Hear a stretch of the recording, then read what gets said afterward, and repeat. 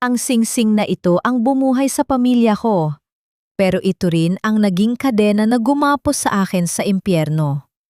Isang pirasong bakal na may sumpa ng nakaraan. Akala ko, pag-ibig ang makukuha ko sa pagpasok sa mansyon na ito. Pero ang natagpuan ko ay ang malamig na pagtingin ni Denver at ang lason ni Karina. Bakit kailangang magbayad ng inosente para sa kasalan ng hindi naman niya ginawa? May halaga pa ba ang puso sa mundong puro yaman lang ang sukatan? Ang singsing na ito, ibebenta ko na. Wala na akong ibang paraan para iligtas si inay. Ang tinig ni Claudia ay garalgal, halos pabulong, habang nakatingin sa basag na salamin ng display case sa pawn shop. Ang kanyang mga daliri, na bahagyang nanginginig dahil sa gutom at pagod, ay mahigpit na nakahawak sa isang maliit na box na yari sa lumang kahoy.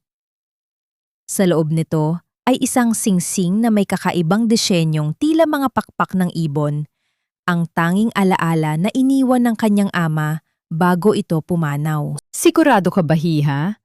Mukhang may sentimental na halaga ito sa'yo. Sayang naman kung mapupunta lang sa wala. Tugon ng matandang tagapamahala ng pawn shop habang sinusuri ang singsing sa ilalim ng maliwanag na bumbilya. Hindi nakasagot si Claudia. Ang kanyang isipan ay pabalik-balik sa boses ng doktor na nagsabing kailangan na ng operasyon ni inay sa lalong madaling panahon. Kung hindi ito gagawin, mawawala na sa kanya ang huling taong nagmamahal sa kanya sa mundong ito. Ang bawat tibok ng kanyang puso ay tila isang martilyong humahampas sa kanyang dibdib. Nagpapaalala sa kanya na ang dignidad ay isang luho na hindi niya kayang bayaran ngayong araw. Habang hinihintay niya ang desisyon ng matanda, isang marangyang sasakyan ang huminto sa tapat ng pawn shop. Bumaba ang isang lalaking nakasuot ng formal na suit. Ang kanyang aura ay malamig at tila nakakasunog ng hangin. Siya si Mr. Santos, ang kanang kamay ng pamilyang Vergara. Nang pumasok ito at makita ang singsing na hawak ng matanda, nanlaki ang kanyang mga mata. Sa isang iglap, kinuha niya ang singsing, hindi upang bilhin, kundi upang suriin ang bawat ukit nito. Saan mo nakuha ito? Tanong ni Mr. Santos. Ang kanyang boses ay puno ng tensyon at pagkamangha. Hindi makapagsalita si Claudia. Ang hangin sa loob ng maliit na tindahan ay tila nauubos. Ang mga kamay niya ay nanlalamig at ang kanyang tuhod ay unti-unting nanghihina. Napakapit siya sa gilid ng counter upang hindi matumba, habang ang mundo sa kanyang paligid ay unti-unting lumalabo. Ang alaala ng kanyang ama, ang hirap ng kanyang pamumuhay at ang banta ng kamatayan para sa kanyang ina ay nagsama-sama sa isang masakit na realidad. Paano naging susi ang isang simpleng singsing sa isang mundong hindi kailanman naging bahagi ng kanyang buhay? Ano ang koneksyon ng kanyang ama sa pamilyang Vergara, ang pangalang laging naririnig niya sa balita bilang mga hari ng industriya? Ang bawat tanong ay tila mga karayom na tumutusok sa kanyang konsensya, nag-iiwan ng sugat na hindi kayang gamutin ng kahit anong yaman. Naiwan siyang nakatayo roon, mag-isa at wasak, habang ang kapalaran na hindi niya hinangad ay unti-unting bumabalot sa kanyang pagkatao.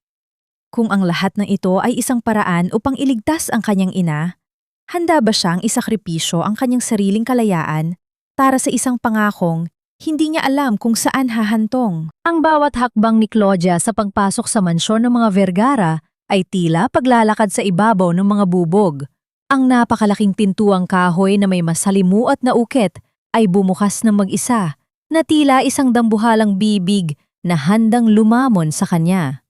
Sa loob, ang hangin ay hindi lamang malamig dahil sa air conditioning. Ito ay puno ng otoridad, yaman, at isang uri ng paghamak na nararamdaman ng isang taong tulad niya, isang dayo sa mundong hindi para sa kanya. Kaya pala palaos na ang mukha mo. Ikaw pala ang nadnakaw ng atensyon ng pamilya Vergara dahil sa isang lumang alahas. Isang tinig ang bumasag sa katahimikan. Yun si Karina. Nakatayo siya sa tuktok ng hagdanang yari sa Nara. Suot ang isang mamahaling silk robe na kulay pula na tila sumisimbolo sa kanyang kapangyarihan sa loob ng bahay na ito. Ang kanyang mga mata ay matalim, sinusuri ang bawat tastas ng suot ni Claudia. Ang bawat bakas ng hirap sa kanyang balat. Bumaba si Karina ng may karangyaan, ang bawat pagdapo ng kanyang takong sa sahig ay naglalabas ng tunog na tila nagbibigay diin sa agwat ng kanilang estado sa buhay. Wala akong ninakaw, Miss Karina. Pabulong na tugon ni Claudia. Ang kanyang mga kamay ay nakakuyom sa gilid ng kanyang kupas na palda, sinusubukang pigilan ang pagyanig ng kanyang katawan. Narito lang ako para sa pangako ng tulong para sa operasyon ng nanay ko. Wala akong ibang intensyon. Tumawa si Karina, isang tunog na matinis at walang bakas ng tunay na kagalakan. Lumapit siya ng bahagya, sapat para maamoy ni Claudia ang mabango, ngunit nakakasulasok na pabango nito. Pangako? Sa mundong ito, ang mga mahihirap ay hindi binibigyan ng pangako. Binibigyan lang kayo ng mga utos. Huwag kang magkakamaling isipin na dahil sa singsing na iyon, may karapatan ka na rito. Para sa akin, isa ka lang na placeholder, isang temporaryong solusyon sa isang problema na ako lang ang karapat-dapat na makapagtapos. Hindi pa man nakakatugon si Claudia, ang mabibigat na yabag ng mga paa mula sa home office ay nagpatahimik sa buong bulwagan. Lumabas si Denver. Ang kanyang tindig ay tuwid, ang kanyang mukha ay tila inukit sa bato, walang emosyon. Hindi siya tumingin kay Claudia ng diretsyo, bagkus ay tumingin siya sa malayo na para bang wala si Claudia sa harap niya. Karina, itigil mo na ang palabas na yan. Malamig na utos ni Denver. Ang kanyang boses ay malalim, punong-puno ng awtoridad na hindi matatanggihan. Dahan-dahan niyang iniharap ang kanyang paningin kay Claudia. Ang mga matang yon, malamig, parang dagat na walang buhay, ay nagbigay sa kanya ng pakiramdam na siya ay walang halaga. Claudia, sundin mo ang bawat utos ng mga kasambahay. Huwag kang lalampas sa iyong limitasyon. Ang kasunduan natin ay limitado lamang sa papel. Huwag kang maghangad na maging bahagi ng pamilyang ito. Pagkatapos sabihin iyon, tinalikuran na siya ni Denver. Ang kanyang likod ay tila isang pader na hindi kailanman mababaklas. Naiwan si Claudia sa gitna ng malawak na bulwagan na papaligiran ng mga mamahaling dekorasyon na hindi niya maintindihan ang halaga. Ang mga kasambahay sa paligid ay nagbubulungan. Ang kanilang mga titig ay matatalim na parang mga karayom na tumutusok sa kanyang pagkatao. Nang gabing yon, sa loob ng maliit na silid na nakalaan para sa kanya, humiga si Claudia sa matigas na kutson. Ang bawat bahagi ng kanyang katawan ay nanginginig sa pagod at gutom. Ngunit ang sakit sa kanyang puso ang mas matimbang. Tumingala siya sa kisame, sinusubukang hanapin ang mga bituin na dati niyang tinitingnan sa labas ng kanilang barong-barong. Ngunit ang mga pader ng mansyon ay masyadong makapal para hayaang makapasok ang liwanag ng buwan. Ang bawat segundong lumilipas sa loob ng mansyong ito ay isang paalala ng kanyang kahirapan. Ang bawat sandali nakikita niya si Denver ay isang paalala na ang kanyang pag-ibig o kahit ang kanyang dignidad ay walang puwang sa buhay ng taong ito. Ang tunog ng mga kuliglig sa labas ng mansyon ay tila isang malungkot na himig, isang paalala na sa gitna ng yaman, ang kanyang puso ay nananatiling bilanggo ng isang masakit na katotohanan. Na siya ay narito lamang para maging sakripisyo. Ang umaga sa mansyon ng mga Vergara ay hindi nagsisimula sa sikat ng araw, kundi sa ingay ng mga kasambahay na nagmamadaling ayusin ang lahat bago magising si Doña Aurora, ang lola ni Denver. Si Claudia, na hindi pa sanay sa ritual ng mansyon, ay maagang bumangon. Sa kanyang paglalakad sa pasilyo, ang bawat yabag ng kanyang paa sa sahig na kahoy ay tila nagiging sanhi ng matatalim na tingin mula sa ibang mga katulong. Huwag mong hahawakan ang florera na yan. Baka madumihan ang mga kamay mo galing sa kalsada. Isang matandang katulong ang humarang sa kanya habang nililinis niya ang isang mamahaling florera sa living room. Hindi sumagot si Claudia. Yumuko na lang siya at nagpatuloy sa paglilinis ng mga bintana. Ngunit hindi pa man natatapos ang umaga, isang malakas na tunog ng nababasag na kristal ang umalingaw-ngaw sa buong mansyon. Tring! Ang plorerang Ming Dynasty na paborito ni Doña Aurora ay nagkadurog-durog sa sahig. Si Karina, na nakatayo malapit sa basag na plorera, ay agad na sumigaw. Claudia, ano ang ginawa mo? Bakit mo hinawakan yan?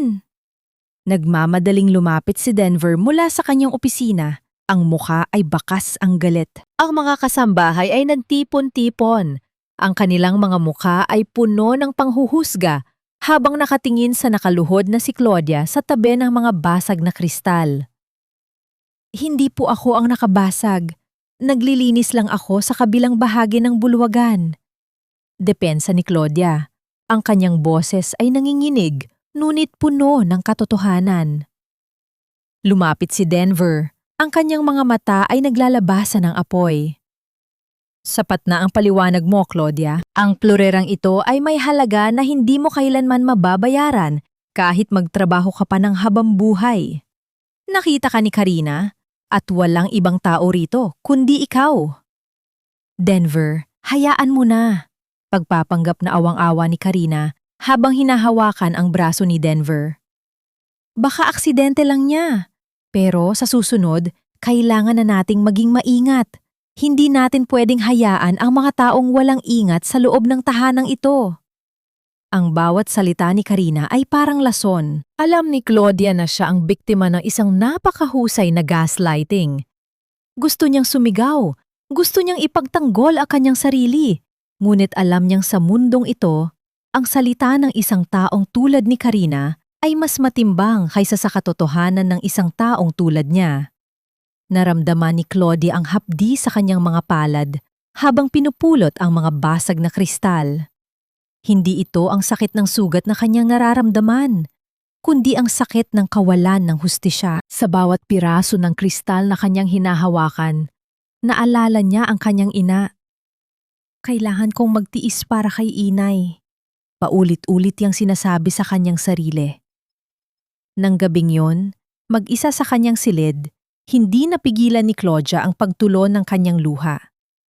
Hindi siya umiiyak dahil sa kasinungalingan ni Karina, kundi dahil sa pagkadismaya sa sarili. Bakit siya pumayag na pumasok sa mundong ito? Bakit niya hinayaan ang kanyang sarili na maging alipin ng mga taong walang puso?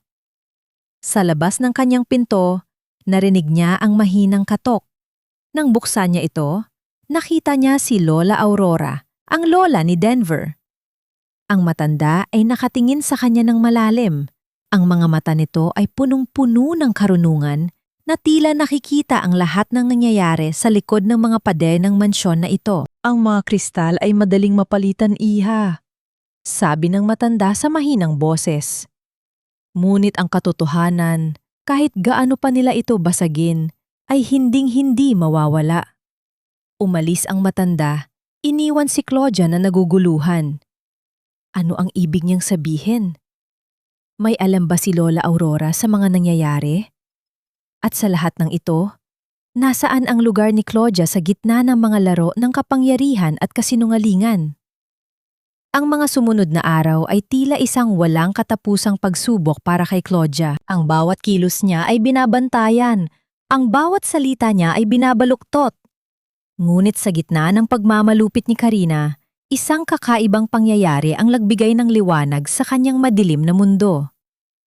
Isang hapon, habang abala si Claudia sa paglilinis ng lumang aklatan sa ikatlong palapag, isang lugar na bihira pasukin ng kahit sino dahil sa kapal ng alikabok, aksidente niyang nabunggo ang isang istante. Isang lumang album ng mga litrato ang nahulog at bumukas sa isang pahinang matagal na palang nakatago. Napatigil si Claudia. Sa litrato, nakita niya ang kanyang ama na nakangiti, nakikipagkamay sa isang matandang lalaki na kamukhang-kamukha ni Doña Aurora. Sa likod ng litrato, may nakasulat na dedikasyon. Para sa aking kapatid sa dugo at panahon, ang tanging tunay na kaibigan sa gitna ng mga wad. Ang puso ni Claudia ay tumibok ng mabilis. Hindi ito simpleng pagkakakilala lang. May malalim na kasaysayan ang kanyang ama sa pamilyang Vergara na hindi man lang niya nalaman. Bakit ito itinago ng kanyang ama? Bakit ang kanyang pamilya ay nabubuhay sa hirap habang ang mga taong ito ay nagtatamasa ng yaman sa kapinsalaan ng iba? Hindi niya namalayan na nakatayo na pala si Denver sa pintuan, nanonood sa kanya ng tahimik. Ang malamig na tingin ni Denver ay napalitan ng pagkagulat nang makita ang litratong hawak ni Claudia. Mabilis niyang kinuha ang album mula sa mga kamay nito. "Saan mo nakuha ito?" tanong ni Denver. Ang kanyang boses ay hindi na kasing lamig ng dati. May halong kaba at pagkalito. "Hindi ko alam. Nahulog lang ito," sagot ni Claudia. Ang kanyang mga mata ay nanlalabo sa luha ng pagtataka. "Denver, bakit magkasama sila? Bakit ang tatay ko na isang simpleng manggagawa ay may koneksyon sa inyo?" Tumingin si Denver sa litrato at sa unang pagkakataon, nakita ni Claudia ang isang bahagi ng kanyang pagkatao na matagal na niyang ikinukubli. Ang paghahanap sa isang katotohanang matagal nang ibinaon ng panahon. Si Karina, na dumaan sa pasilyo, ay agad na nakapansin sa tensyon sa loob ng aklatan. Agad siyang pumasok. Ang kanyang mukha ay agad na nagbago mula sa pagiging masaya tungo sa pagiging mapanuri. "Denver, anong nangyayari rito? Bakit ka nakikipag-usap sa babaeng ito sa loob ng aklatan?" Tanong ni Karina. Ang boses ay matinis at puno ng paghihinala. Sinubukan niyang agawin ang atensyon ni Denver, ngunit ang lalaki ay tila abala sa sariling pag-iisip. "Lumabas ka muna, Karina," utos ni Denver, hindi inaalis ang tingin sa litrato. Nagngit-ngit ang mga ngipin ni Karina. Ang kanyang mga kamay ay nanginginig sa galit, ngunit wala siyang magawa, kundi ang lumabas. Bagaman bago siya tuluyang umalis, binigyan niya si Claudia ng isang tinging puno ng babala. Isang tinging nagsasabing hindi niya palalampasin ang sandaling ito. Naiwan silang dalawa sa loob ng aklatan. Ang katahimikan ay mabigat, puno ng mga tanong na walang sagot. Si Denver, na dati ay nakatingin sa kanya ng may paghamak, ay unti-unting lumapit. Ang kanyang mukha ay puno ng pagtataka, na tila hinahanap sa mukha ni Claudia ang sagot sa isang misteryong matagal na niyang gustong malutas. "May mga bagay sa kasaysayan ng pamilya namin na hindi ko maintindihan," bulong ni Denver. Ang kanyang boses ay tila isang pag-amin. "Ngunit ang nakikita ko sa litratong ito ay hindi tumutugma sa mga kwentong ibinibigay sa akin ni Karina." Ang bawat salita niya ay isang pahiwatig ng pagbabago. Naramdaman ni Claudia na ang yelo na nakabalot sa pagitan nila ay nagsisimulang matunaw, ngunit ang panganib ay mas lalong tumitindi. Ano ang mangyayari kung malaman ni Karina ang tungkol sa koneksyong ito? Ang pag-aalinlangan ni Denver ay ang unang bitak sa pader na itinayo ng kasinungalingan. Ngunit sapat na ba ito para maprotektahan siya? "Pera lang ang habol ng mga tulad mo, hindi ba? Kaya wag mo akong paikutin sa mga inosenteng tingin na yan." Ang tinig ni Karina ay kasing talim ng patalim. Walang awang humihiwa sa malamig na hangin ng marangyang kusina. Nakatayo siya doon, suot ang kanyang perpektong ngiti na puno ng pang-uuyam, habang nakapamewang at nakatingin pababa sa babaeng nasa kanyang harapan. Sa kabila ng masasakit na salitang iyon, patuloy lamang ang mga nanginginig na kamay ni Claudia sa maingat na pagtutupi ng paboritong puting kamiseta ni Denver. Tinitiyak niya na walang kahit anong lukot sa kuwelyo nito, isang tahimik na pagpapakita ng respeto sa taong nagbigay sa kanya ng pagkakataong madugtungan ang buhay ng kanyang ina. Ngunit sa loob-loob niya, ang kanyang lalamunan ay tila sinasakal ng isang hindi nakikitang kamay. Ang bawat paglunok ay nag-iiwan ng mapait na lasa, at ang kanyang mga tuhod ay tila unti-unting nawawala ng lakas upang suportahan ang kanyang bigat. Namumuo ang mga luha sa kanyang mga mata, ngunit buong tapang niya itong pinigilan upang hindi tumulo sa harapan ng kanyang tagapagpahirap. "Hindi ko po alam kung ano ang sinasabi ninyo, Miss Karina. Nagtatrabaho lang po ako ng maayos dito." Mahinang sagot ni Claudia, hindi inaangat ang kanyang paningin mula sa tilang kanyang inaayos. Isang mapaklang tawa ang kumawala sa mga labi ni Karina, balang abiso niyang hinablot ang mga bagong silyang damit at itinapon ang mga ito sa sahig na yari sa mamahaling marmol. Kasunod nito ay ang padabog niyang paglapag ng isang asul na folder sa ibabaw ng mesa. Huwag ka nang magkunwari. Nawawala ang confidential bidding proposal ni Denver para sa bago nilang proyekto. At alam mo ba kung saan ito natagpuan ni Manang Rosa kaninang umaga? Lumapit si Karina. Ang kanyang muka ay ilang pulgada na lamang mula kay Claudia. Sa ilalim ng manipis at marumi mong kutson. Magkano, Claudia? Magkano ang ibabayad sa iyo ng kalabang kumpanya para sa impormasyong ito? Sapat na ba para pambayad sa ospital ng nanay mo? Parang binuhusan ng yelo ang buong katawan ni Claudia. Umiling siya ng sunod-sunod. Ang kanyang puso ay nagwawala sa labis na takot at pagkalito. Wala po akong kinukuha. Wala po akong alam dyan. Parang awan niyo na. Hindi ko magagawa yan kay Sir Denver. Ang mabilis at mabibigat na yabag mula sa pasilyo ang nagpatigil sa pambibintang ni Karina. Pumasok si Denver sa kusina. Ang kanyang presensya ay agad na nagpababa sa temperatura ng buong silid. Ang kanyang mga mata ay madilim na parang namumuong bagyo. Nagpapalipat-lipat ang tingin kina Karina sa asul na folder sa mesa at sa nakayukong si Claudia na ngayon ay hindi na napigilan ang pagtulo ng masaganang luha. Anong kaguluhan ito, Karina? Malamig na tanong ni Denver. Ang kanyang boses ay nag-uumapaw sa awtoridad.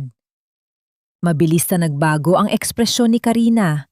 Mula sa pagiging malupit na kontrabida, ang kanyang mukha ay naging larawan ng isang nag-aalalang kasintahan. Denver, mabuti at nandito ka. Nahuli ko ang babaeng ito. Ninakaw niya ang proposal mo para ibenta. Sinabi ko naman sa'yo, hindi natin dapat pinagkakatiwalaan ang mga taong galing sa kalsada. Gusto niya tayong pabagsakin para sa sarili niyang interes. Tumingin si Denver kay Claudia. Ang dalaga ay unti-unting lumuhod sa sahig, hindi upang magmakaawa, kundi upang maingat na pulutin ang mga puting kamisetang itinapon ni Karina. Pinagpaga niya ang bawat isa. Sinusubukang alisin ang alikabok bago ito ibinalik sa ibabaw ng mesa. Ang simpleng gawaing yon, ang pagbibigay galang sa mga bagay na hindi kanya, kahit pa siya ay ginagawa ng basahan ng ibang tao, ay tumama sa isang bahagi ng pagkatao ni Denver na matagal na niyang ibinaon. Tinitigan niya ang mga kamay ni Claudia, mga kamay na magaspang dahil sa hirap ng buhay, ngunit hindi mga kamay ng isang taong mapanlin lang. Naalala niya ang lumang litrato ng kanyang lolo at ng ama ni Claudia. May isang malaking palaisipan na hindi tumutugma sa mga paratang ni Karina. Tiningnan niya si Karina. Sa likod ng mapagkunwaring pag-aalala nito, nakita ni Denver ang isang kislap ng tagumpay at labis na pagkasabik. Masyado itong perpekto. Masyadong mabilis ang mga pangyayari. Bago pa man makapagsalita si Denver, naglabas ng mahinang panginginig ang kanyang telepono mula sa kanyang bulsa. Kinuha niya ito at sinagot ang tawag. Habang nakikinig, ang mga panga ni Denver ay unti-unting nantagis. Ang kanyang mga mata ay nanliit sa matinding galit. Na ibaba niya ang telepono, ang katahimikan sa kusina ay nakakabingi. Denver, tatawagan ko na ba ang mga pulis para ipakulong ang babaeng yan? Sabik na tanong ni Karina. Hindi pinansin ni Denver si Karina. Bagkus, humakbang siya palapit kay Claudia. Tiningnan niya ang kaawa-awang kalagayan ng dalaga. Ang mga balikat nitong nanginghinig sa pag-iyak. Tumawag ang ospital. Basag na tinig ni Denver, ngunit nagtataglay ng talim. Napatingala si Claudia. Ang takot sa kanyang mga mata ay umabot sa sukdulan. Nagkaroon ng komplikasyon ng ina mo at hindi sila makapagsimula ng operasyon dahil may tumawag kanina para ipakansela ang tseke na ibinayad ng kumpanya. Isang pasimpleng ngiti ang sumilay sa mga labi ni Karina. Isang ngiting hindi nakaligtas sa paningin ni Denver. Ihanda mo ang mga gamit mo, Claudia. Utos ni Denver, ang boses ay walang puwang para sa pagtutol. Nangunot ang noo ni Karina. Saan mo siya dadalhin? Sa presinto? Tiningnan ni Denver si Karina ng diretso sa mga mata, isang tingin na nagpabakas ng takot sa mukha ng babae. Hindi. Dadalhin ko siya sa ospital. At pagkatapos, ako mismo ang aalam kung sinong lapastangan ang nag-utos na ipitin ang pondo ng walang pahintulot ko. Naiwan si Karina na nakatayo, walang kakayahang magsalita, habang pinagmamasdan niya si Denver na inaalalayan si Claudia palabas ng pintuan. Ang digmaan ay opisyal nang nagsimula. Ang amoy ng gamot at ang maputlang liwanag ng mga fluorescent light sa pasilyo ng ospital ay tila sumasakal kay Claudia. Bawat hakbang niya ay parang paglubog sa putik, mabigat, nakakapagod at puno ng takot. Sa likod niya, nararamdaman niya ang presensya ni Denver, isang aninong nagbibigay ng hindi inaasahang proteksyon sa gitna ng kanyang pagkawasak. Nang marating nila ang tapat ng intensive care unit, tumigil ang mundo ni Claudia. Sa kabila ng makapal na salamin, nakita niya ang kanyang ina, maliit, lupaypay, at napapaligiran ng mga tubong tila mga baging na humihigop sa nalalabi nitong lakas. Ang mahinang tunog ng monitor na nagpapakita ng bawat tibok ng puso ng kanyang ina ay ang tanging musikang naririnig niya sa gitna ng nakabibinging katahimikan. Napahilig si Claudia sa salamin.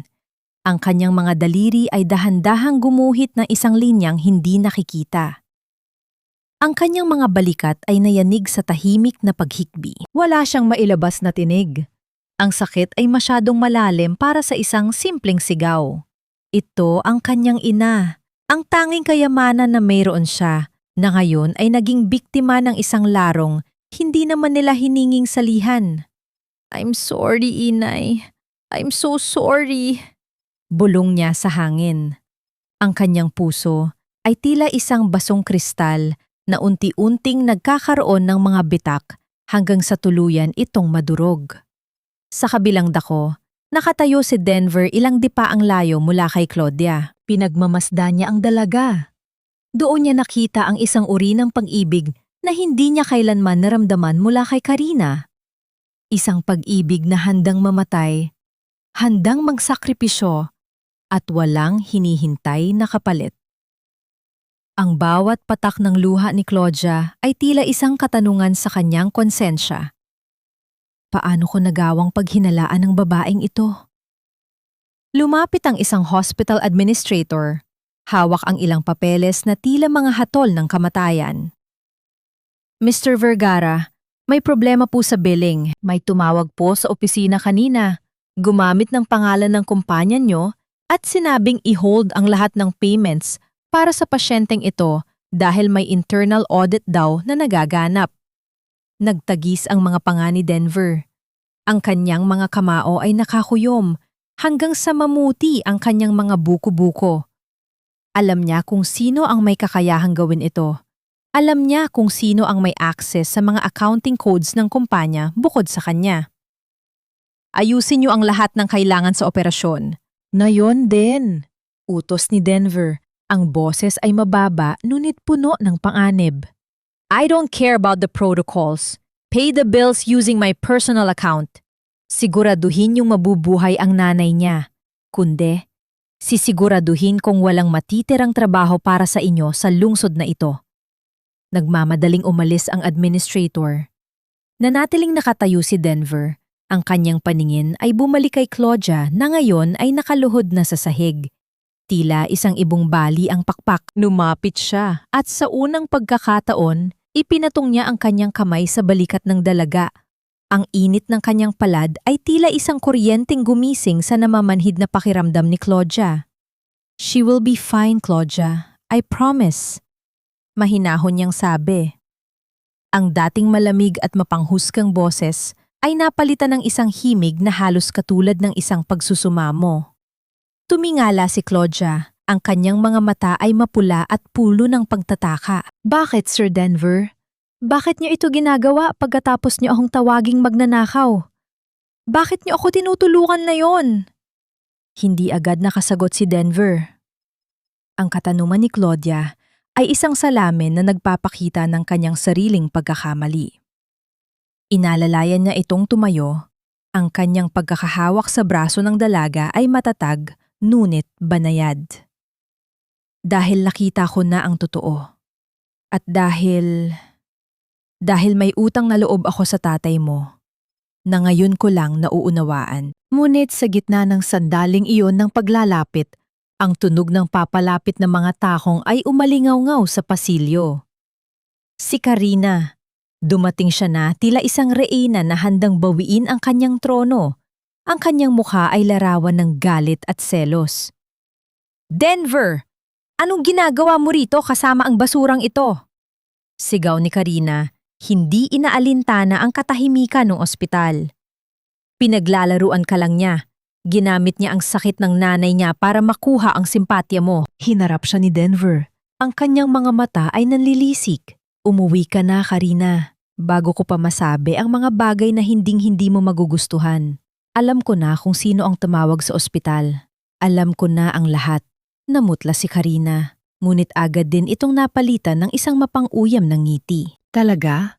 Akala mo ba ganoon lang kadaling alisin ako sa buhay mo? Nakalimutan mo na ba ang kasunduan ng mga pamilya natin?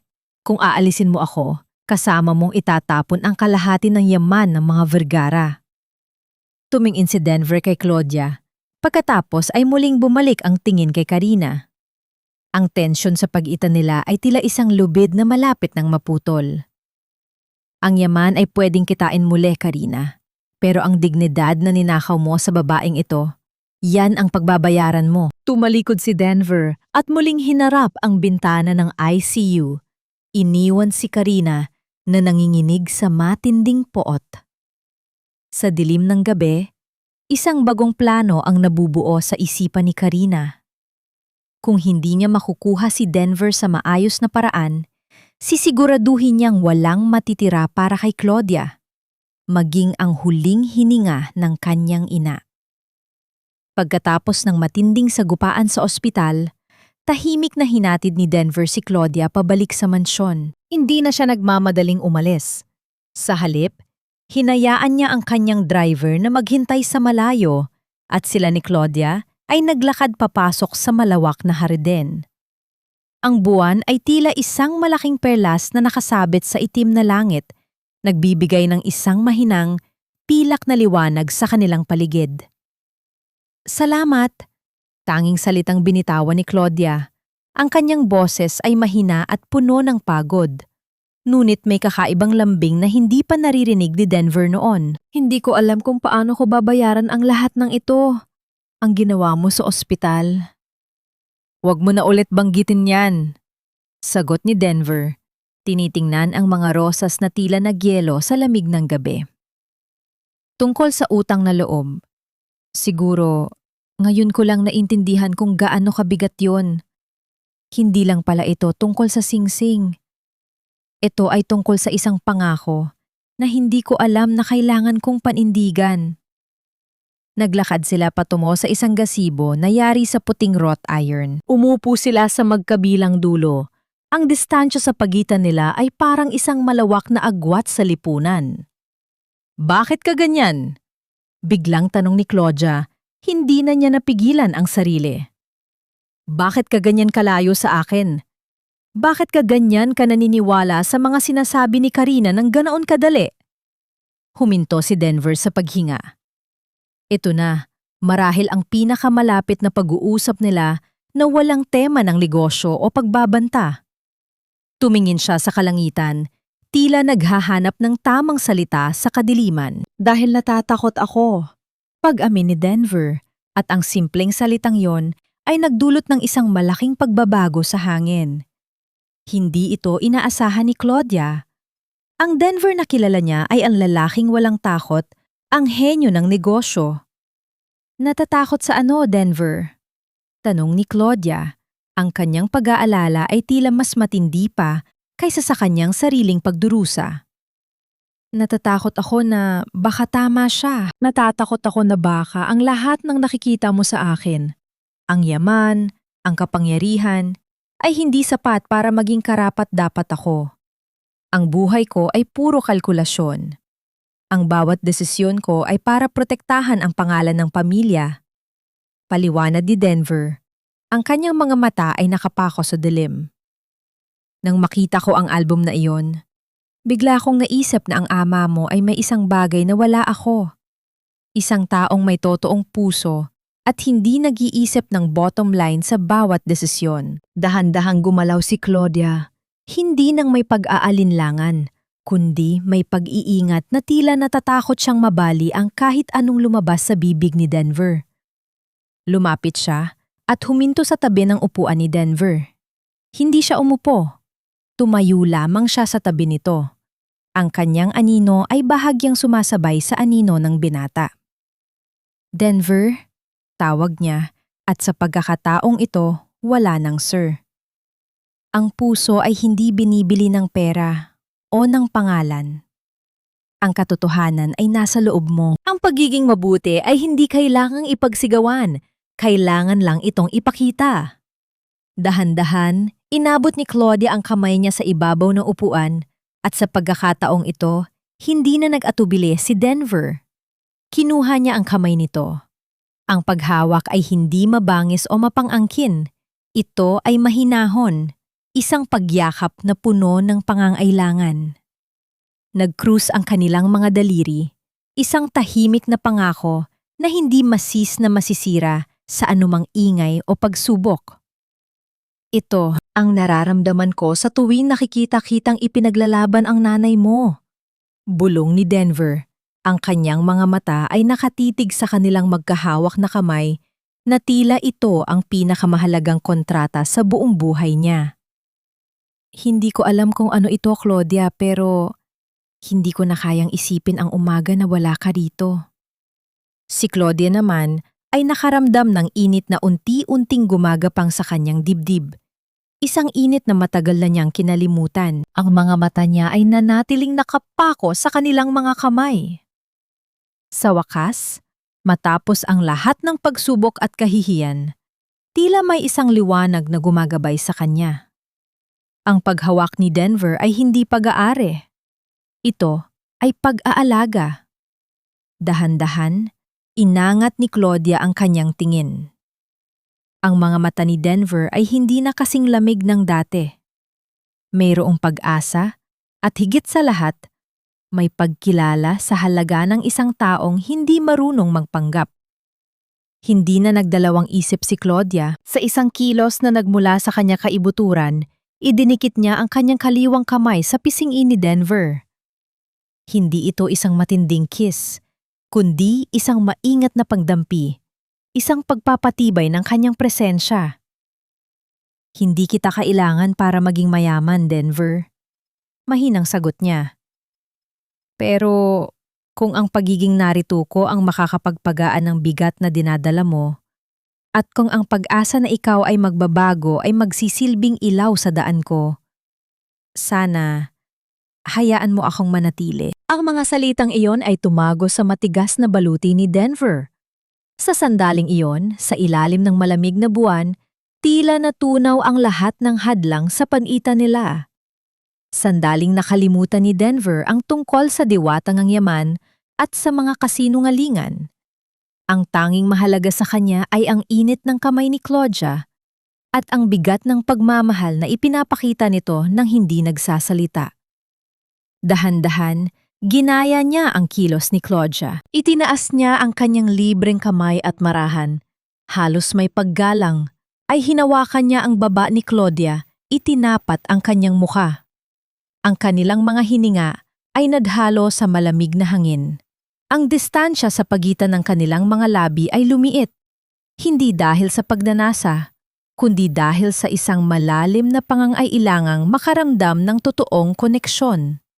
Nang magdikit ang kanilang mga labi, hindi ito isang marahas na pag-angkin tulad ng inaasahan ni Karina. Ito ay isang banayad at malumanay na pagdampi.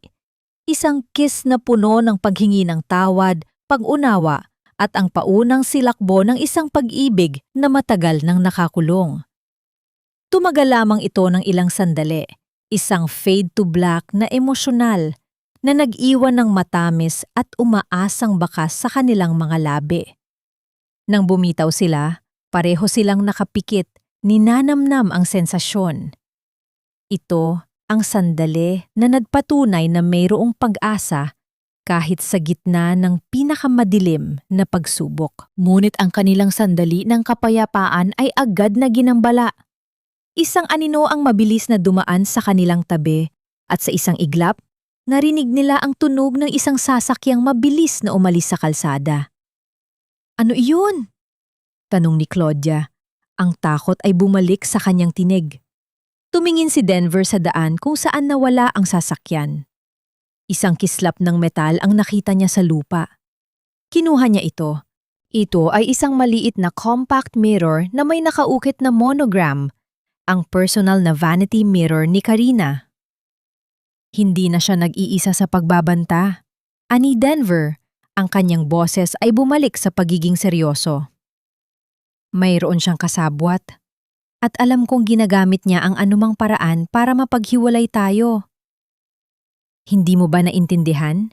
Isang hamak na anak ng magnanakaw ang pinoprotektahan mo, Denver. Ang matinis na boses ni Karina ay tila isang hagupit ng latigo na bumasag sa katahimikan ng hapagkainan kinabukasan. Ang sikat ng araw na pumapasok sa malalaking bintana ng mansyon ay hindi nagdala ng init, kundi mas lalong naglantad sa tensyong namumuo sa pagitan ng lahat ng naroon. Nakatayo si Karina sa dulo ng mesa, ang kanyang mga mata ay nanlilisik sa galit at tagumpay habang hawak ang isang dilaw na envelope na tila naglalaman ng hatol ng kamatayan. Sa kabilang dako, si Claudia ay kakatapos lang maglapag ng pitchel ng juice. Ang kanyang mga kamay ay nanigas sa hangin. Ang matamis na alaala ng halik at pagtatapat ni Denver kagabi ay biglang naglaho, napalitan ng isang malamig at matalim na kaba na gumagapang sa kanyang gulugod. Ang bawat pagtibok ng kanyang puso ay naging mabigat, tila may isang malaking bato na nakadagan sa kanyang dibdib. "Anong kalokohan ito, Karina?" Malamig na tanong ni Denver, bagaman bakas sa kanyang mga mata ang pagod. Ibinaba niya ang kanyang tinidor. Ang tunog ng bakal na tumama sa porselana ay umaling-awngaw sa buong silid gaya ng isang babala. "Kalokohan? Basahin mo ito!" Ibinato ni Karina ang envelope sa ibabaw ng mesa. Ang mga papel ay humulas palabas, nagpapakita ng mga lumang dokumento na may lagda ng ama ni Claudia at ng lolo ni Denver. Yan ang dahilan kung bakit taghirap ang pamilya niyo noon. Ang tatay ng babaeng yan, ninakawan niya ang lolo mo. Ginamit niya ang tiwala ng mga Vergara para ilipat ang punde ng kumpanya sa sarili niyang bulsa. Kaya siya umalis. Kaya siya nagtago. At ngayon, ang anak niya ay nareto para ituloy ang sinimulan ng kanyang amang kriminal. Napatakip ng bibig si Claudia. "Hindi totoo yan. Hindi kailanman magnanakaw ang tatay ko." Pabulong niyang sabi. Ang kanyang boses ay halos hindi marinig dahil sa panginginig ng kanyang mga labi. Ang kanyang paningin ay nagsimulang lumabo dahil sa namumuo luha. Ang bawat salita ni Karina ay tila isang lason na unti-unting pumapatay sa kanyang pagkatao. Dahan-dahang kinuha ni Denver ang mga papel. Habang binabasa niya ang bawat linya, ang kanyang mukha ay unti-unting nagbago. Ang lambing na nakita ni Claudia kagabi ay tila naging yelo muli. Ang mga panga ni Denver ay nagtagis at ang kanyang mga mata ay naging madilim, puno ng pag-aalinlangan at sakit. "Denver, tumingin ka sa akin." Pagsusumamo ni Claudia, humahakbang siya palapit sa mesa kahit na ang kanyang mga tuhod ay tila gawa sa jello. "Kilala mo ako. Alam mo hindi ko magagawa ang mga bagay na sinasabi niya. Ang tatay ko ay isang mabuting tao." "Mabuting tao?" Singhal ni Karina. Lumapit siya kay Claudia at dinuro ito. "Mabuti ba ang tawag sa taong sumira sa kinabukasan ng isang pamilya? Denver, tignan mo ang pirma. Yan ang pirma ng tatay niya. Hindi nagsisinungaling ang mga dokumento. Tumingin si Denver kay Claudia. Ang tinging iyon ay mas masakit pa sa anumang sampal. Ito ay isang tingin ng isang taong nawala ng anchor sa gitna ng bagyo. Bakit hindi mo ito nabanggit, Claudia? Alam mo ba ang tungkol sa mga transaksyong ito? Wala akong alam. Wala kaming kinalaman sa negosyo niyo noon. Iyak ni Claudia. Ang mga luha ay tuluyan ng pumatak sa kanyang mga pisingi. Bumabagsak sa sahig na tila mga kristal na nawasak. Denver, maniwala ka sa akin. Huwag mo hayaang sirain niya ang mayroon tayo. Ngunit bago pa makasagot si Denver, pumasok si Doña Aurora sa silid. Ang matanda ay tila mas lalong tumanda sa nakitang gulo. Sapat na! Ang kanyang tinig ay mahina, ngunit may autoridad na hindi matatanggihan. Denver, ang mga Vergara ay hindi nabubuhay sa hinala. Ngunit kung may katotohanan ang mga paratang na ito, hindi natin pwedeng hayaan na ang isang kaaway ay manatili sa loob ng ating tahanan. Hinarap ni Doña Aurora si Claudia. Ang kanyang mga mata na dati ay puno ng pag-unawa ay naging matigas. Iha, hanggat hindi nalilinis ang pangalan ng ama mo, mas mabuting lumayo ka muna. Hindi namin kayang itaya ang reputasyon ng kumpanya para sa isang emosyon. Ang mundo ni Claudia ay tuluyang gumuho. Ang bawat pader ng mansyon na akala niya ay naging kanlungan niya ay tila nagsisipagsarahan upang ikulong siya sa isang madilim na silid ng kawalang katarungan. Tiningnan niya si Denver, naghihintay ng isang salita, isang depensa, kahit isang hawak sa kamay. Pero nanatiling tahimik ang binata, ang kanyang paningin ay nanatiling nakapako sa mga dokumentong hawak niya. Ang pananahimik ni Denver ang naging huling saksak sa puso ni Claudia. Walang imik na tumalikod si Claudia. Ang bawat hakbang niya palabas ng silid kainan ay tila isang paglalakbay sa impyerno. Narinig niya ang mapaglarong tawa ni Karina sa likuran niya, isang tawa ng tagumpay. Sa bawat pag-alo ng kanyang mga balikat dahil sa paghikbi, ramdam ni Claudia ang bigat ng isang kasalanang hindi niya ginawa. Ang bigat ng isang nakaraang hindi niya pagmamay-ari. Pagdating niya sa kanyang maliit na silid, mabilis niyang inimpake ang kanyang mga kakaunting gamit. Ang kanyang mga kamay ay nanginginig, hindi niya halos maisara ang kanyang lumang bag. Nang makuha niya ang lahat, huminto siya sa tapat ng salamin. Ang nakita niya ay hindi na ang masayahin at matapang na Claudia, kundi isang babaeng wasak. Isang babaeng ninakawan ng karapatang magmahal. Lumabas siya ng mansyon nang hindi lumingon. Ang ulan ay nagsimulang pumatak, tila nakikiramay sa kanyang pighati. Ang bawat patak ng tubig sa kanyang balat ay tila nagpapaalala sa kanya na sa mundong ito, ang katotohanan ay madalas na natatabunan ng yaman at kapangyarihan. Habang naglalakad siya palayo sa bakuran ng mga Vergara, isang tanong ang paulit-ulit na umaalingaw-ngaw sa kanyang isipan. Hanggang kailan kailangang magbayad ang anak para sa mga pagkakamali ng ama? At sapat ba ang pag-ibig para mabura ang mansa ng isang kasinungalingan? Sa loob ng mansyon, nanatiling nakatayo si Denver sa bintana. Pinagmamasdan ang naglalakad na anino ni Claudia sa gitna ng ulan. Ang kanyang mga kamay ay nakakuyom.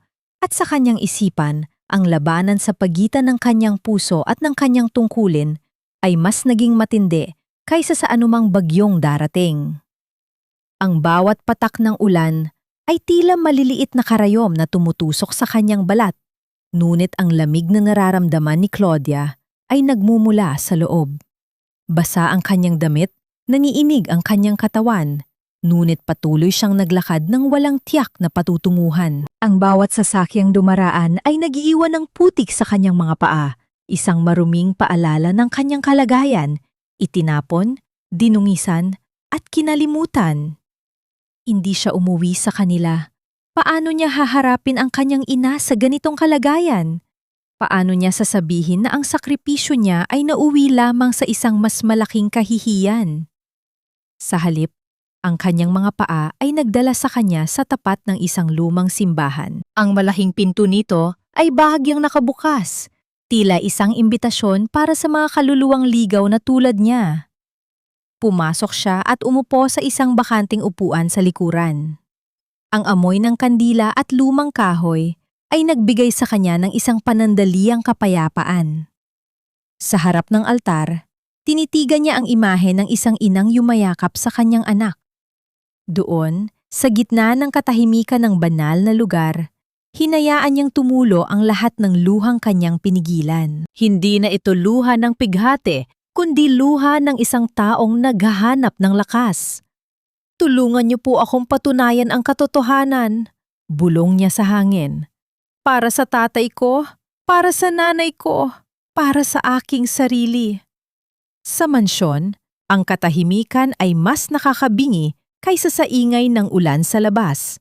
Si Denver ay nakakulong sa kanyang opisina, paulit-ulit na tinitingnan ang mga dokumentong ibinigay ni Karina. May mali. Masyadong malinis. Masyadong perpekto ang bawat ebidensya. Kinuha niya ang isang lumang journal ng kanyang lolo mula sa isang nakatagong kompartimento sa ilalim ng kanyang mesa. Isang bagay na hindi alam ni Karina na umiiral. Binuklat niya ito at hinanap ang isang pahina kung saan may pirma ang kanyang lolo. Pagkatapos, kinuha niya ang isa sa mga pekeng dokumento. Pinagtabi niya ang dalawang pirma. Halos magkapareho sila. Ngunit may isang detalye na hindi tumutugma. Isang maliit na kurbada sa dulo ng letrang V. Sa apelidong Vergara. Ang pirma sa journal ay may matulis na dulo, habang ang pirma sa pekeng dokumento ay bilugan. Isang maliit na pagkakamali ng isang dalubhasang tagapeke. Isang malamig na kuryente ang gumapang sa kanyang likod. Ito na ang katibayan na nagsisinungaling si Karina. Ang puso ni Denver ay nagsimulang tumibok ng mabilis, hindi sa galit, kundi sa pagsisisi. Hinayaan niyang paalisin ang babaeng pinangakuan niya ng proteksyon. Hinayaan niyang manalo ang kasinungalingan. Sa simbahan, habang naghahanda ng umalis si Claudia, isang itim na kotse ang huminto sa tapat. Bumaba ang isang matandang lalaki na nakasuot ng uniforme ng isang driver. Pamilyar ang kanyang muka. Siya ang personal na driver ni Doña Aurora. Ma'am Claudia? Magalang na bati ng lalaki, hawak ang isang payong. Pinapasundo po kayo ni Doña Aurora. Mayroon po siyang gustong sabihin sa inyo, sa isang lugar kung saan hindi tayo maririnig ng kahit sino. Nag-aalangan man sumama si Claudia. Ang kotse ay hindi bumalik sa mansyon. Sa halip, huminto ito sa isang maliit at pribadong tea house sa labas ng syudad. Sa loob, naghihintay si Doña Aurora, nakaupo sa isang tahimik na sulok. Ang kanyang mukha ay seryoso, ngunit walang bahid ng panghuhusga. Maupo ka, Hiha, sabi ng matanda. Alam kong masakit ang nangyari, pero kailangan kong gawin yon para sa kapakanan ng pamilya. Ngunit hindi ibig sabihin noon ay naniniwala ako sa mga paratang ni Karina. Nagulat si Claudia. Bakit po ninyo ako tinutulungan ngayon? Naglabas si Doña Aurora ng isang maliit at makapal na kwaderno mula sa kanyang bag. Ang balat nito ay gawa sa katad at halatang napakatagal na. Ito ang tunay na talaarawan ng aking asawa. Itinago ko ito mula sa lahat, maging kay Denver. Sa loob nito, nakasulat ang lahat ng katotohanan tungkol sa iyong ama. Hindi siya magnanakaw, Claudia. Siya ang nagligtas sa kumpanya mula sa pagkalugi. Ang perang nawala ay hindi ninakaw. Ibinayad yon sa mga taong gustong sumira sa mga Vergara. Umalis ang tatay mo para protektahan ang pangalan namin. Ang bawat salita ng matanda ay tila isang balsamo na humihiilom sa mga sugat sa puso ni Claudia. Ang kanyang ama ay isang bayani, hindi isang kriminal. Si Karina, may koneksyon siya sa mga pamilyang gustong pabagsakin kami noon. Patuloy ni Doña Aurora. Gagamitin niya ang lahat para makuha ang yaman ng mga Vergara at gagamitin niya ang lahat para sirain ka. Ibinigay ni Doña Aurora ang talaarawan kay Claudia. Ito ang iyong sandata. Gamitin mo ito para linisin ang pangalan ng iyong ama at para ipakita kay Denver ang tunay na kulay ng babaeng pinagkakatiwalaan niya. Nasa sayo na ngayon kung paano ka lalaban. Hawak ni Claudia ang talaarawan. Ang bigat nito ay parang bigat ng hustisya. Ang apoy ng pag-asa na namatay kanina ay muling nagliyab sa kanyang puso. Hindi na siya ang kawawang biktima. Ngayon, siya na ang mandirigma. Samantala, sa opisina ni Denver, kakatapos lang niyang kausapin ang isang pribadong investigador sa telepono. "Kumpirmado, Mr. Vergara," sabi ng boses sa kabilang linya. "Ang pirma sa mga dokumentong ipinadala niyo ay peke at ang bank account kung saan napunta ang pera noon, nakapangalan ito sa ama ni Miss Karina." Ang tunog ng teleponong ibinaba ni Denver ay tila isang putok ng baril na naghudyat ng pagsisimula ng isang digmaan. Tumayo siya. Ang kanyang mga mata ay nag-aapoy sa matinding galit at determinasyon. "Karina!" bulong niya sa hangin. "Maghanda ka. Dahil hahanapin ko si Claudia at sabay naming haharapin ang lahat ng kasinungalingan mo." Ang hapagkainan ng mga Vergara ay napuno ng isang katahimikang mas mabigat kaysa sa anumang sigaw.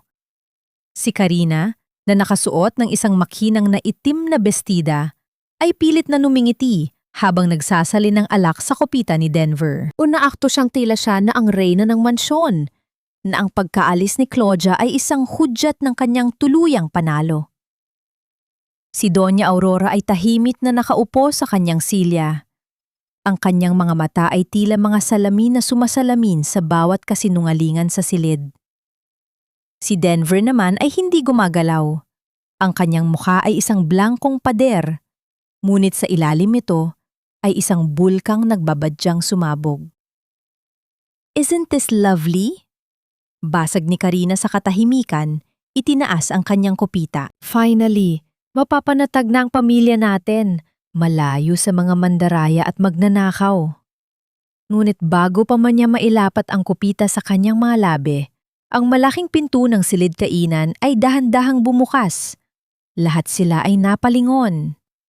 Nakatayo roon si Claudia. Hindi na siya ang basang sisiw na pinalayas sa gitna ng ulan. Ang kanyang buhok ay maayos na nakatali. Ang kanyang suot ay simple ngunit malinis. At ang kanyang mga mata ay hindi na puno ng luha, kundi ng isang determinasyong kayang magpatumba ng kahit anong pader. Sa kanyang mga kamay, hawak niya ang lumang talaarawan na parang isang sagradong sandata. "Aba, tignan mo nga naman, ang kapal ng mukha mong bumalik dito." Mapang-uyam na sabi ni Karina, ngunit may bahid ng kaba sa kanyang tinig. Hindi pinansin ni Claudia si Karina. Ang kanyang paningin ay nakatuon kina Denver at Doña Aurora. Dahan-dahan siyang lumakad palapit sa mesa. Bawat hakbang niya ay matatag. Bawat kilos niya ay may layunin. "Narito ako para ibalik ang isang bagay na matagal nang nawawala sa pamilyang ito." Mahinahon niyang sabi, ang kanyang boses ay malinaw at matatag. Ang katotohanan. Inilapag niya ang talaarawan sa gitna ng mesa. Ang tunog ng paglapat ng makapal na kwaderno sa kahoy ay umalingaw-ungaw sa buong silid. Namutla si Karina. "Isang lumang kwaderno? Iyan ang ebidensya mo? Baka ikaw lang ang nagsulat ng mga kasinungalingan dyan para sirain ako." Sigaw niya. Ang kanyang pagpapanggap ay unti-unti nang nababakbak. "Ang talaarawang yan ay pagmamay-ari ng aking asawa." Biglang nagsalita si Doña Aurora. Ang kanyang boses ay puno ng awtoridad.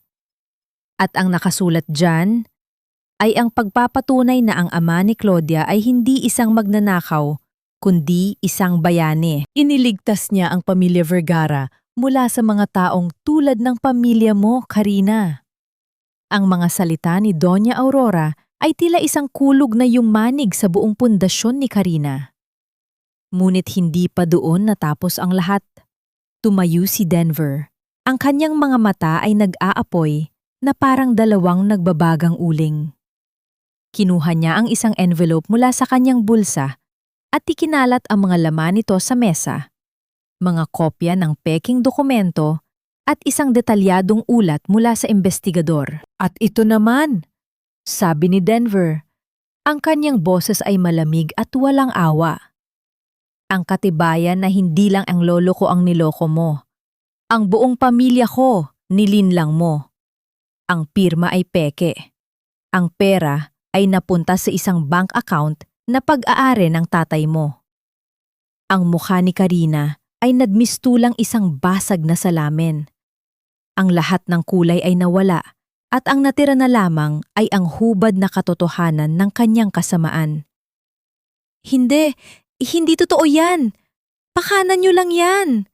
Pakanan ng babaeng yan, sigaw niya, itinuturo ang nanginginig na daliri kay Claudia. Tapos na ang pagpapanggap, Karina. Sabi ni Denver. Alam na namin ang lahat. Sa isang iglap, nawala ang lahat ng karangyaan at pagpipigil ni Karina. Nagwala siya. Itinapon niya ang mga kubyerto sa sahig. Ang tunog ng mga nababasag na plato at kristal ay sumasabay sa kanyang mga paghikbi ng galit. Ginawa ko lang to para sa atin, Denver. Ginawa ko lang to dahil mahal kita. Sila ang humadlang. Sila ang sumira sa dapat na para sa atin. Lumapit si Claudia sa kanya, ngunit hindi para saktan siya. Tinitigan niya si Karina ng diretso sa mga mata at sa kanyang tingin ay walang paghihigante, kundi awa. Ang pag-ibig ay hindi naninira, Karina. Ang pag-ibig ay nagbubuo. At ang ginawa mo ay pagsira hindi lang sa amin, kundi pati na rin sa sarili mo. Ang mga salitang iyon ang tuluyang nagpag-uho kay Karina. Napaluhod siya sa sahig. Umiiyak na parang isang batang nawalan ng lahat. Mga gwardiya! Utos ni Doña Aurora sa intercom. Ilabas niyo si Miss Karina sa pamamahay na ito at siguraduhin niyong hindi na siya makakatapak muli sa kahit anong pag-aari ng mga Vergara.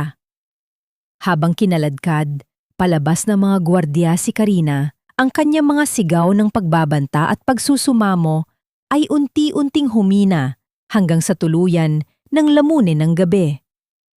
Naiwan sa silid-kainan ang katahimikan. Si Claudia at si Denver ay nakatayo sa magkabilang dulo ng mahabang mesa, pinaghihiwalay ng mga basag na ebidensya ng isang digmaan. Tumingin sila sa isa't isa.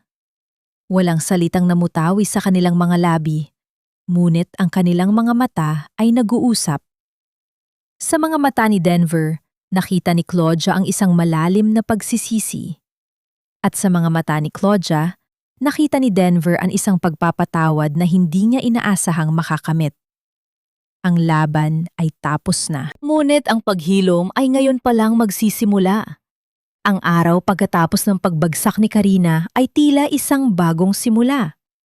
Ang mansyon ng mga Vergara ay hindi na puno ng tensyon, kundi ng isang mahinang hangin ng pag-asa.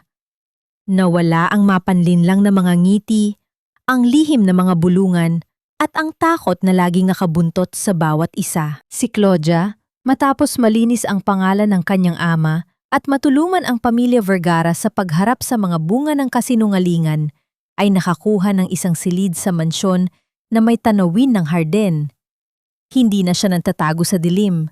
Sa halip, siya ay malayang nakakalakad sa paligid.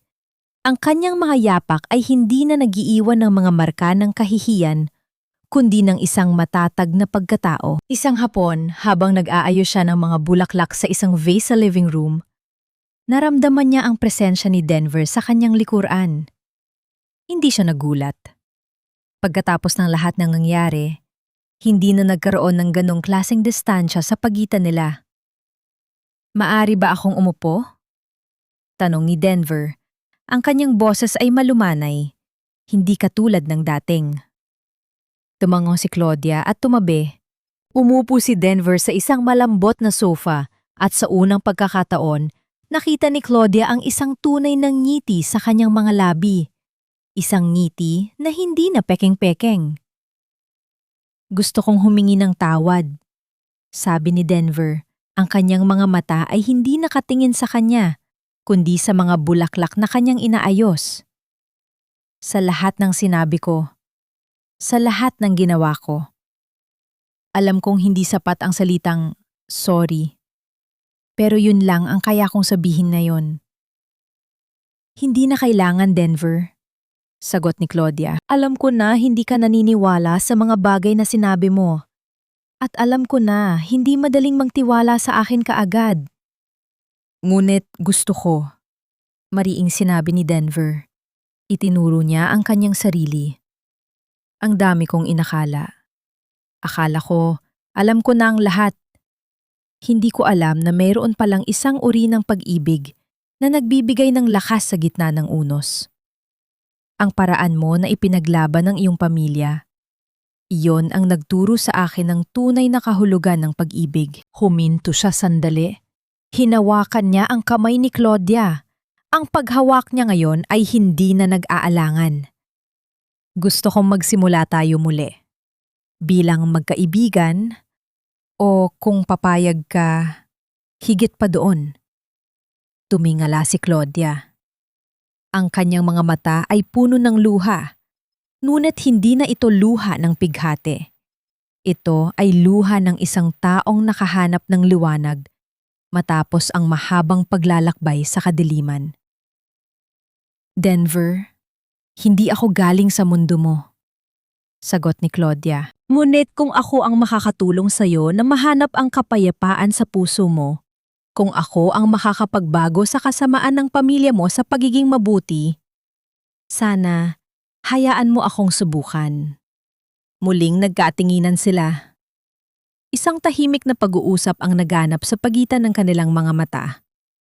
Isang pangako na walang kahit anong salita ang kayang iparating. Alam nilang ang paglalakbay ay hindi magiging madali. Maraming pagsubok pa ang darating.